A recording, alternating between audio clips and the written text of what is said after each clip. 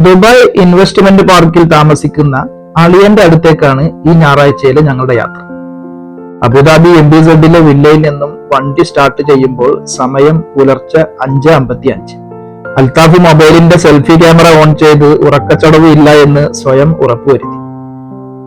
ഞായറാഴ്ചയുടെ ആലസ്യത്തിൽ വില്ലയിലെ ജനങ്ങൾ സുഖസുഷുപ്തിയിലാണ്ടിറങ്ങിയ പുലർവട്ടത്തിൽ കാറ് ഗേറ്റിന് പുറത്തേക്കെടുത്ത് ഗൂഗിൾ മാപ്പിൽ ലൊക്കേഷൻ സെറ്റ് ചെയ്ത് വണ്ടി വലത്തേക്കെടുത്തു.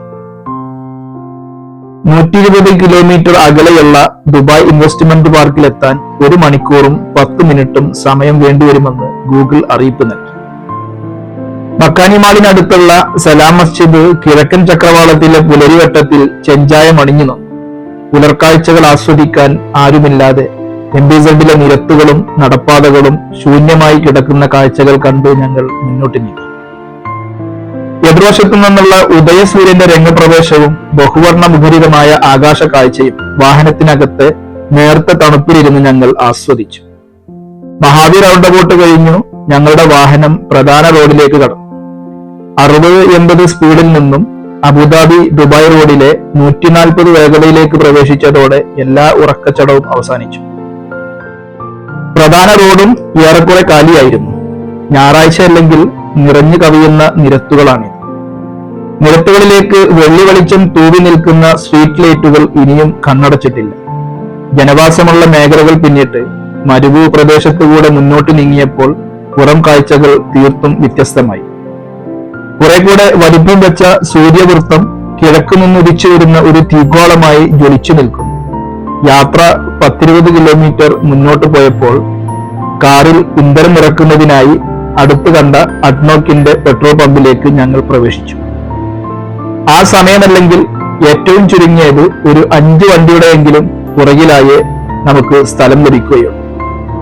എണ്ണയടിച്ചു, കാർഡിൽ പേയ്മെന്റ് ചെയ്ത് വാഹനം വീണ്ടും പ്രധാന റോഡിലേക്ക് എടുത്തു. DIPയിലേക്ക് മുമ്പ് വന്നിട്ടുണ്ടെങ്കിലും DIP 2 ഈ ഭാഗത്തേക്ക് ആദ്യമായാണ് വരുന്നത്. അപ്പാർട്ട്മെന്റിലെ വാഹനങ്ങൾ കാരണം അടുത്തെവിടെയും പാർക്കിംഗ് കണ്ടെത്താൻ കഴിഞ്ഞില്ല. ചുറ്റിത്തിരിച്ചിലിനൊടുവിൽ അളിയൻ അയച്ചു തന്ന ലൊക്കേഷന്റെ 500 മീറ്റർ അപ്പുറം വാഹനം ഒതുക്കാൻ ഒരു സ്ഥലം ഞങ്ങൾ കണ്ടെത്തി. അളിയനെ ഫോണിൽ വിളിച്ചു. അപ്പാർട്ട്മെന്റ് ഉറപ്പുവരുത്തി ഞങ്ങൾ മുന്നോട്ട് നടന്നു.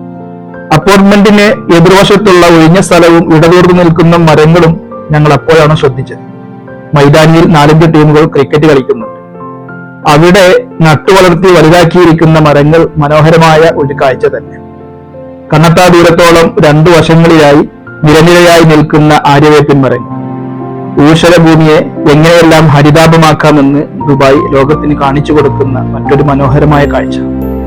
മരങ്ങൾക്കിടയിലൂടെയുള്ള വഴിയിലൂടെ കുറെ ദൂരം നടന്നു DIPയുടെ പ്രഭാത ഭംഗി അല്പനേരം ആസ്വദിച്ചു. അല്പം കഴിഞ്ഞപ്പോൾ അളിയൻ ഞങ്ങളെ തേടി അപ്പാർട്ട്മെന്റിൽ നിന്നും പുറത്തിറങ്ങി വന്നു. പരസ്പരം ആശ്ലേഷിച്ചു, സന്തോഷം പങ്കുവച്ചു.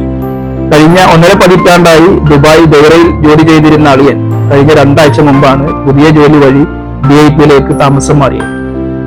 ജോലി വിശേഷങ്ങളും കുടുംബവിശേഷങ്ങളും പങ്കുവെച്ച് കുറെ നേരം പരിസരത്തുകൂടെ ചുറ്റി നടന്നു. DIPക്കകത്ത് സർവീസ് നടത്തുന്ന ദുബായ് RTIയുടെ ഒരു ബസ് അപ്പോൾ അതുവഴി ഞങ്ങളെ കടന്നുപോയി. അപ്പാർട്ട്മെന്റ് ഭാഗങ്ങളെക്കാൾ എനിക്ക് കൂടുതൽ ഇഷ്ടമായത് എതിർഭാഗത്തുള്ള മരങ്ങൾ വെച്ചുപിടിപ്പിച്ച ഏരിയ തന്നെയായിരുന്നു. ഞങ്ങൾ വീണ്ടും അങ്ങോട്ട് വന്നു. അതിലൂടെ വെറുതെ ചുറ്റി നടക്കാൻ തന്നെ നല്ല രസം. അളിയനോട് യാത്ര പറഞ്ഞിറങ്ങിയ ഞങ്ങൾ തിരിച്ചു വരുന്ന വഴിയിൽ DIPയിൽ തന്നെയുള്ള സുഹൃത്ത് ആഷിഖ് നെടുമ്പരയുടെ ഓഫീസിൽ കയറി. ആഡംബര ബോട്ടുകൾ നിർമ്മിക്കുന്ന എമിറേറ്റ്സ് ബോട്ട്സ് എന്ന കമ്പനിയിലാണ് ആഷിഖ് ജോലി ചെയ്യുന്നത്. അബുദാബിയിലേക്ക് തിരികെ വരുമ്പോൾ നേരം ഉച്ചയായിരുന്നു.